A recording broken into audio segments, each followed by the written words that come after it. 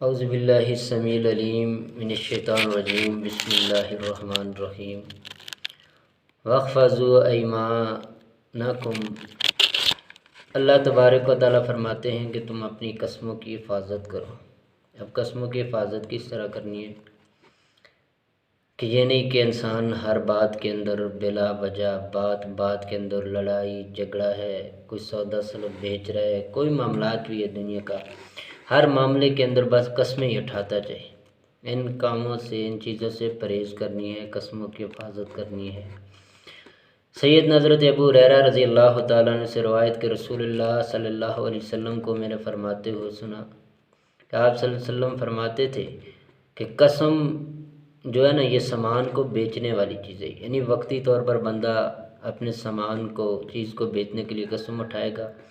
اگلا بندہ اس کی قسم پر یقین کر کے فوراً اس کی چیز خرید لے گا۔ یعنی یہ قسم چیز کو بیچنے والی ہے، لیکن اس کے اندر سے جو برکت ہوتی ہے نا، جو پیسہ وہ لیتا ہے، اس برکت کو یہ ختم کرنے والی ہے۔ یہ صحیح مسلم اور بخاری کی روایت ہے کہ بندہ قسم اٹھا کر سامان بیچے گا، سامان تو بک جائے گا لیکن جو پیسہ حاصل کرے گا اس سے برکت اٹھ جائے گی۔ اور اسی طرح سلمان رضی اللہ تعالیٰ عنہ کہتے ہیں کہ رسول اللہ صلی اللہ علیہ وسلم کو میں نے سنا، آپ صلی اللہ علیہ وسلم نے فرمایا، 3 آدمی ایسے ہیں کہ کل قیامت کے دن اللہ تبارک و تعالیٰ نہ ان کی طرف نظر رحمت سے دیکھے گا، نہ اللہ پاک ان سے کلام کرے گا، نہ اللہ ان کو پاک کرے گا، بلکہ ان کے لیے بڑا ہی دردناک عذاب ہوگا۔ اور وہ کون سے 3 بد نصیب ہیں؟ فرمان میں سے پہلا بوڑھا زانی، بڑھاپے کی عمر ہے، 70-80 سال ہو چکی ہے، اب اللہ کو یاد کرنے کے دن ہے، لیکن بڑھاپے کی عمر میں بھی وہ زناکاری کو نہیں چھوڑتا۔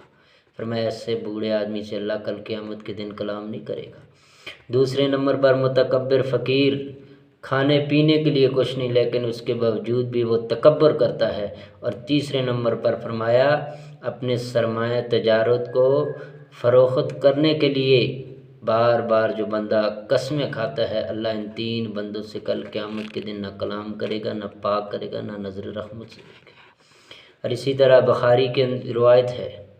ابن مسعود رضی اللہ تعالیٰ عنہ سے مروی ہے کہ رسول اللہ صلی اللہ علیہ وسلم نے فرمایا بہترین زمانہ میرا زمانہ ہے، اور اس کے بعد پھر ان لوگوں کا جو میرے بعد آئیں گے ان کا زمانہ ہے، پھر اس کے بعد جو ان کے بعد آنے والے لوگ ہیں ان کا زمانہ ہے، اور پھر اس کے بعد ایک ایسی قوم اللہ کے محبوب پیغمبر نے فرمایا آئے گی کہ ان کی جو گواہی ہوگی وہ گواہی قسم سے پہلے اور قسم گواہی سے پہلے ہوگی۔ آپ خود حساب لگا لیں کہ آج ہم چھوٹے چھوٹے معاملات کے اندر قسمیں، خرید و فروخت کے اندر ہم قسم نہ اٹھائیں تو ہمارا سودا فروخت ہی نہیں ہے۔ بہت سے ہمارے بھائی دکاندار ہوتے ہیں اکثر بیچنے والے، نہ جی فلاں اللہ کی قسم میں نے فلاں چیز اتنے کی لی ہے، کوئی اور